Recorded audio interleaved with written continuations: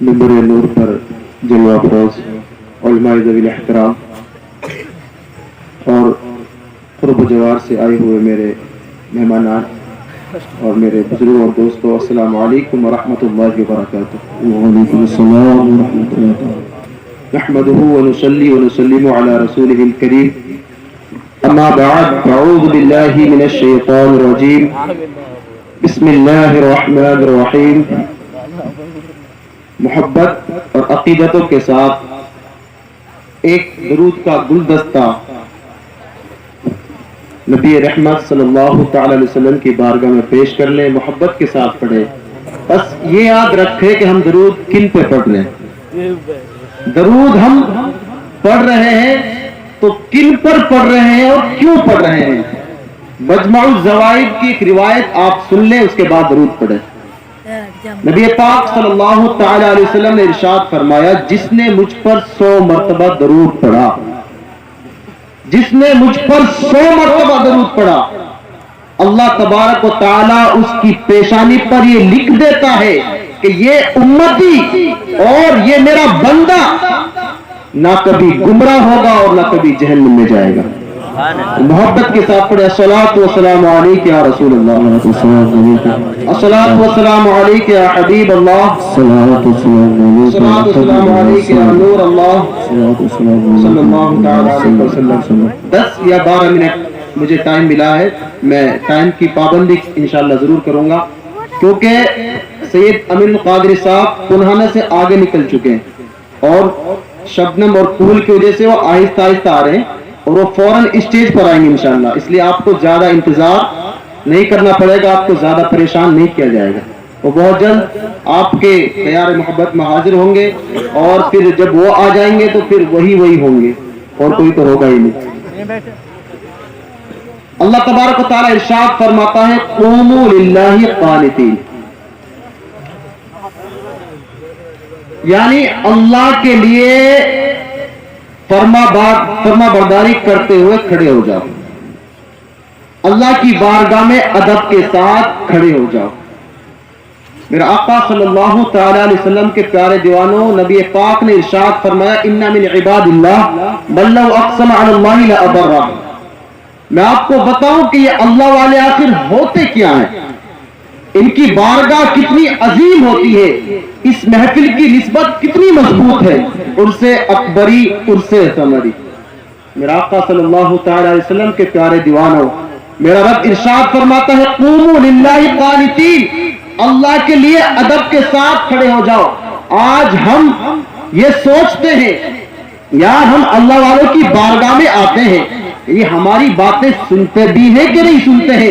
اگر ہمارا تو ایمان ہے تو غیر ہم سے پوچھتے ہیں، یار تم کبھی اجمیر جا رہے ہو، کبھی دہلی تم جاتے ہو، کبھی بغداد جانے کی تمنائیں تمہارے دل میں آتی ہیں اور کبھی تمہارا قسمت کا ستارہ بلند ہو جائے تو تم دعا کرتے ہو، یا اللہ مدینہ بھیج دے۔ تم یار کہیں جاتے ہو اور تم جگہ جگہ سے یا رسول اللہ کے نعرے لگاتے ہو، تم یا غوث اعظم کہتے ہو، تم کبھی غریب نواز کو مدد کے لیے پکارتے ہو، تمہاری وہ باتیں سنتے بھی ہے کہ نہیں سنتے ہیں؟ تمہاری آواز ان تک پہنچتی ہے کہ نہیں پہنچتی ہے؟ میرے آقا صلی اللہ تعالی علیہ وسلم کے پیارے دیوانوں، یہ بات میں سمجھا کر اپنی گفتگو ختم کر دوں گا۔ قوموا للہ قانتین، اللہ ارشاد فرماتا ہے کہ اللہ کے لیے ادب کے ساتھ کھڑے ہو جاؤ۔ اچھا یہ بتاؤ، سب لوگ مرغا کو تو جانتے ہوں گے، چکن سب جانتے ہوں گے، کیونکہ تقریباً ایسا کوئی نہیں ہوگا جس نے کبھی مرغا نہیں کھایا ہوگا۔ اور جو مرغا جو ہوتا ہے، نبی پاک نے ارشاد فرمایا، لا تسبوا الدیک، مرغ کو گالی مت دو، اس مرغے کو گالی مت دو، اس لیے کہ یہ نماز کے لیے اٹھاتا ہے، اس لیے کہ یہ اللہ کی عبادت کے لیے اٹھاتا ہے۔ اب مجھے یہ کہنے میں تھوڑا سا عجیب لگ رہا ہے، جب نبی پاک نے یہ فرما دیا کہ وہ جانور جو اللہ کی عبادت کے لیے اٹھائے اسے گالی دینا حرام، انہیں گالی مت دو۔ اب ان لوگوں کے سے میں کیا کہوں جو اماموں کو گالی دیتے ہیں؟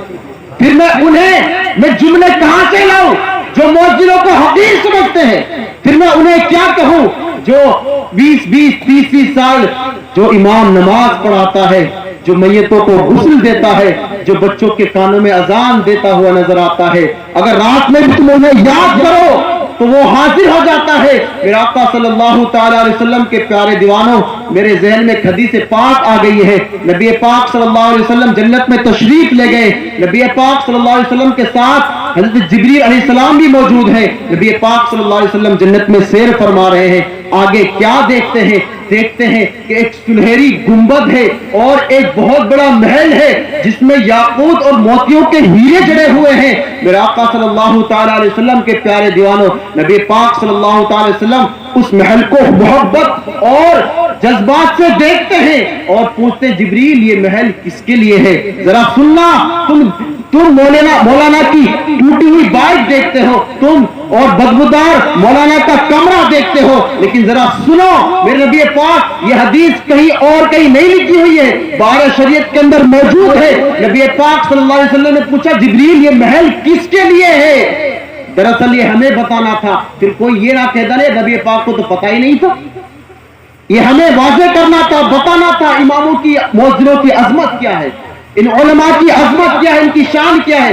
نبی پاک نے پوچھا جبریل یہ محل کس کے لیے ہے؟ بڑا خوبصورت محل ہے۔ جبریل نے کہا یا رسول اللہ یہ تیرے امت کے مؤذنوں کے لیے ہے اور اماموں کے لیے ہے، یہ محل ان لوگوں کے لیے ہے جو سردی کی پرواہ کیے بغیر مسجد میں جا کر اللہ اکبر کی صدائیں بلند کرتا ہے۔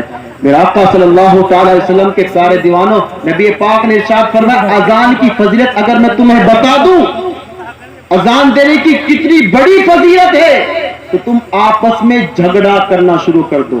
آج تو ہم چھوڑ دیتے ہیں یار اذان بھی تو امام صاحب ہی دے گا، اس لیے کہ بیساکھ مجھے ناچ بھی دینا ہے، ایک من ناچ دے دیا تو پورا سال امام صاحب کی ذمہ داری ہے کہ اذان بھی وہی دے گا، تکبیر بھی وہی پڑھے گا، میتوں کو بھی وہی نہلائے گا۔ میرے آقا صلی اللہ تعالی علیہ وسلم کے پیارے دیوانوں، بات لمبی ہو جائے گی لیکن میں عرض کر رہا تھا اللہ تعالیٰ ارشاد فرماتا ہے لا تسب، نبی پاک ارشاد فرماتے لا تسب الدین، مرد کو گالی مت دو، اس لیے کہ وہ اللہ کی عبادت کے لیے اٹھاتا ہے۔ اور میں آپ کو علماء کرام، ہمارے سینئر علماء کرام تشریف فرما ہے، ان کی توجہ کا طالب ہوں۔ اللہ تعالیٰ ارشاد فرماتا ہے اس بات کو یاد رکھیں اور جب تک آپ کو یہ بات یاد رہے گی انشاءاللہ کبھی آپ کا ایمان متزلزل نہیں ہو سکتا، آپ کا ایمان ہل نہیں سکتا۔ اللہ تعالیٰ ارشاد فرماتا ہے وَقُومُوا لِلَّهِ قَانِتِينَ، اللہ کے لیے ادب کے ساتھ کھڑے ہو جاؤ۔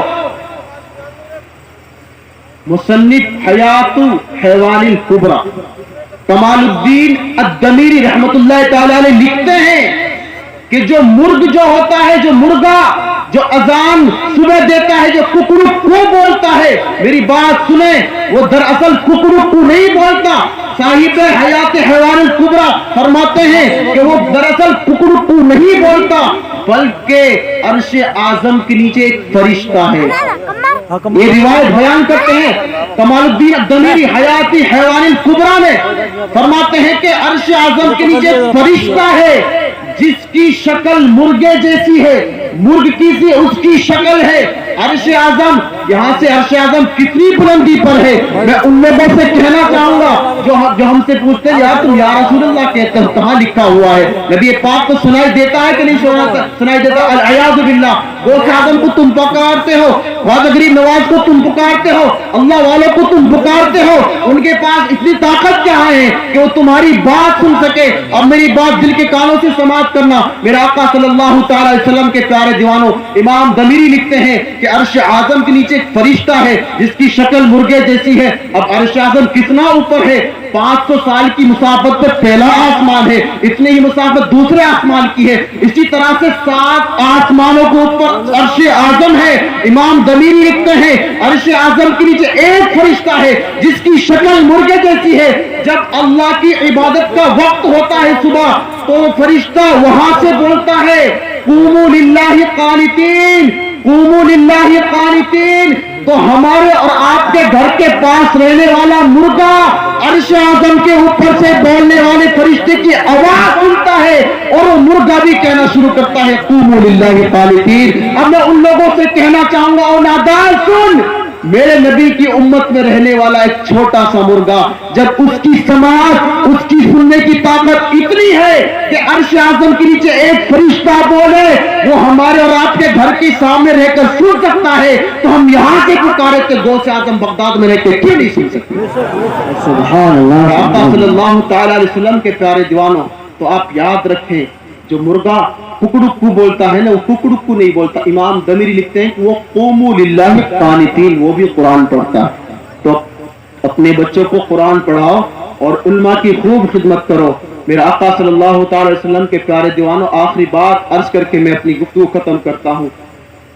बस चाहिए ये कि दिल सच्चा होना चाहिए, अकीदत सच्ची होना चाहिए, और हमारा जो दिल है वो साफ होना चाहिए।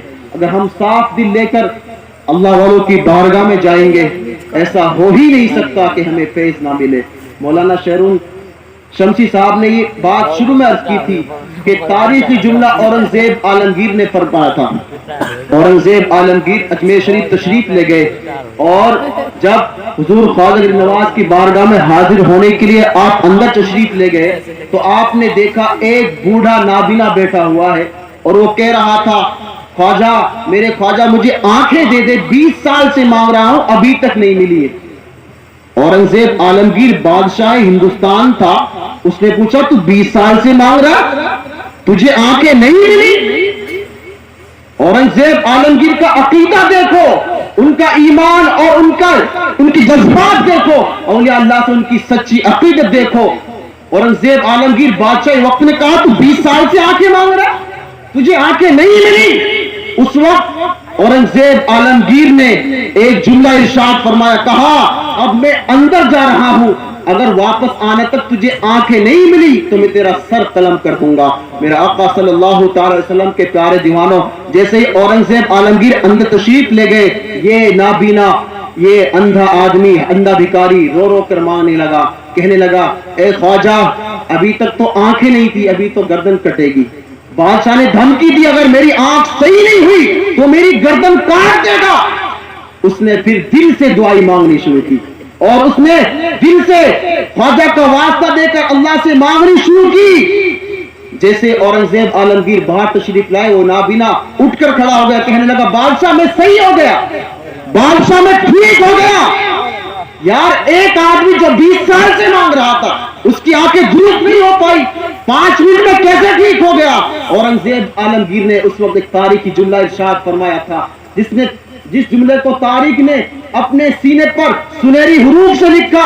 औरंगजेब आलमगीर ने फरमाया था, ओ भिखारियों, ओ कमबख्तों, तुम इन बुजुर्गों को बदनाम करते हो, तुम ये कहते हो इनके दर से कुछ नहीं मिलता।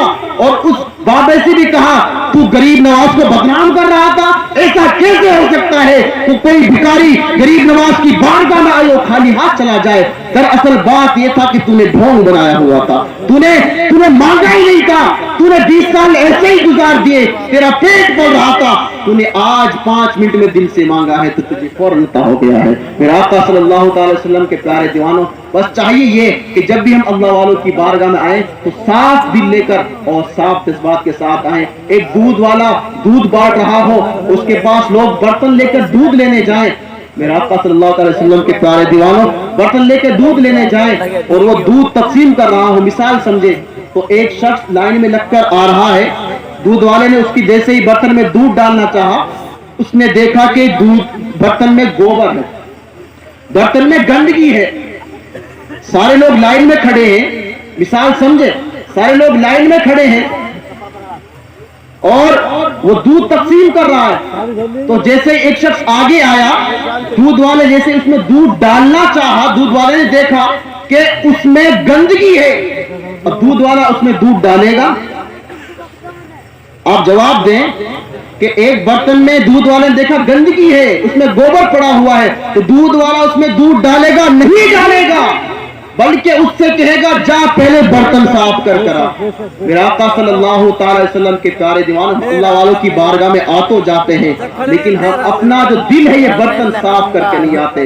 شرط ہے صرف ہم اللہ والوں کی بارگاہ میں صاف کر کے آ جائیں اور صاف دل اور صاف عقیدت کے ساتھ آئیں. اللہ کریم ہماری اس حاضری کو قبول فرمائے اور فیضان پیر و مرشد سے ہم سب کو مالا مال فرمائے. استغفر اللہ ربی من کل ذنب واتوب الیہ. السلام علیکم ورحمۃ اللہ وبرکاتہ.